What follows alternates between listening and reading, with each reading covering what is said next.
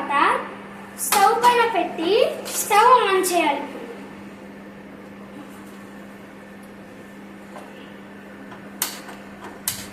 Wow, ఇప్పుడు ఇక్కడున్న మ్యాగీని అందులో వేయాలి.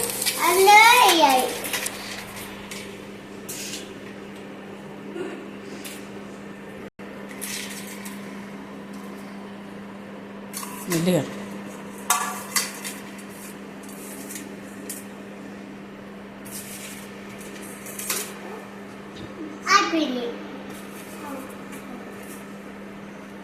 దాని తర్వాత మనం కొద్దిసేపు మిక్స్ చేసుకోవాలి.